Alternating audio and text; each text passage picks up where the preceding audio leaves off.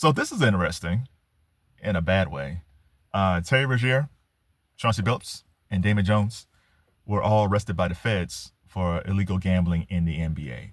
Allegedly, the NBA had no clue that these arrests was going to happen. And it makes sense if you're doing a covert operation. If you're the FBI, you don't want to tell Adam Silver like, "Hey, we're about to bust some of your people," because even though Adam Silver's like, "Okay, fine, that's fine," you don't want an intern or somebody working in the office who knows what's going on to tip somebody off. Damon got the house. They're coming, man. They're coming. you don't want that. But this is bad. This is really bad. So I guess Terry Rozier's charge was he was charged for manipulating games. So he would tell people ahead of time, "Hey, I'm not playing tonight, or I'm going to feign an injury." You can't do that. Damon Jones, he was charged with, I guess, he got two things on him. I guess when he was a coach with the Lakers, he was assistant coach of the Lakers back in 2023, and LeBron got injured. Maybe people thought it was going to be a game time decision, but they found out, okay, LeBron's not playing. The media didn't know, nobody didn't know, just the coaches and the players. In turn, Damon Jones told a co-conspirator, "Hey, LeBron's not playing tonight. So, whatever you want to do with that information, that's on you." You can't do that. And also, Damon Jones is charged with being part of these illegal card games with Chauncey Billups. This is where Chauncey comes into this. So evidently, through the mob and the mafioso, they have these illegal card games. They hired Damon Jones and Chauncey Billups allegedly to show up to these games to give it authenticity. But the people who come in there, it's like, "Oh, wow, NBA players, Chauncey Billups and Damon Jones. Okay, this seems legit." They unwittingly, these people come to these games, and there's a rigged shuffling machine, and also some of these people is wearing X-ray glasses where you can see what the cards look like face down. It was true covert affairs operations, man. This is ridiculous, but this is so bad for the league. Now again, everything's alleged.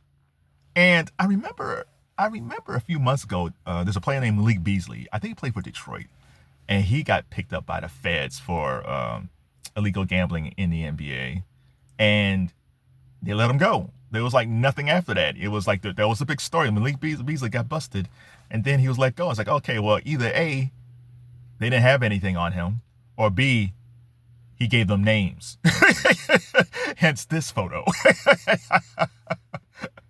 And another person was Gilbert Arenas. Gilbert Arenas got busted for having I guess illegal card games at his house. I still don't know what that whole thing was about because people play poker at their homes all the time. But Gilbert had something also that was illegal at his home. And again, he got busted and then he was let go and nothing happened. And I think it is like this picture. It's like, "Gilbert, do you want a corn pie with cheese and fries?" "Yes." "Can you add a McFlurry to that, please?" As he just giving them names. There's no thing called snitches get stitches, man. If you're looking for 20 years in the pen, everybody snitches, man. But again, I don't know. They asked Malik Beasley's lawyer, did he have anything to do with this? They say he has nothing to do with this. So maybe Malik Beasley, maybe his case is still pending, or I don't know. And Gilbert Arenas, I mean, I think he just sold half of his, YouTube channel, something like that. So, I mean, he's just out there living his life, but nah, Gilbert gives off snitch energy. So I don't know what's going to happen, but this is bad for the NBA. And DraftKings and FanDuel and BT Bet, MGM Bet and all that stuff, and ESPN Bet, I don't like all this gambling with sports. Now, you always had gambling with sports. I mean, that's always a thing. But once you got these apps where anybody can bet at any time, I just feel like these things, this is not going to be the last time we're going to hear something like this. Evidently, the feds was investigating, like the Damon Jones charge was came from 2023. So the feds has been on this for a while. Like, this is back from the Biden administration when they started these investigations.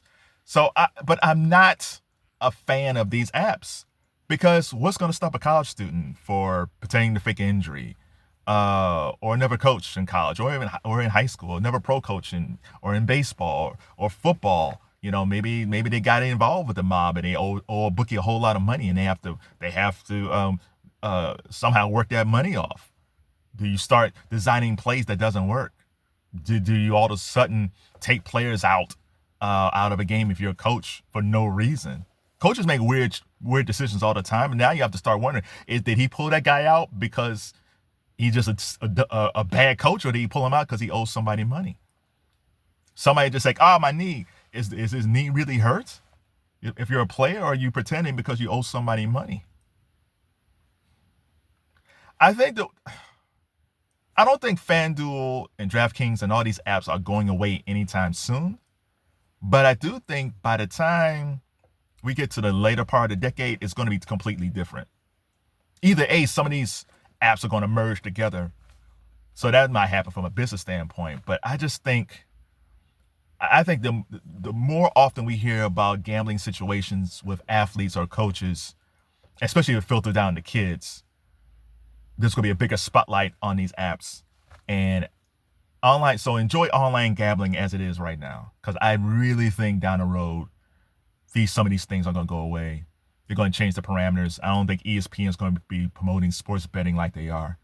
And that might be the first definite to this, that ESPN and some of these other folks, Fox, they're going to stop talking about FanDuel and DraftKings. They might decide, like, you know what, we're not going to advertise these anymore. We're not going to co-sponsor these things anymore. And again, FanDuel and DraftKings have nothing to do with this, with these charges against these NBA players and coaches.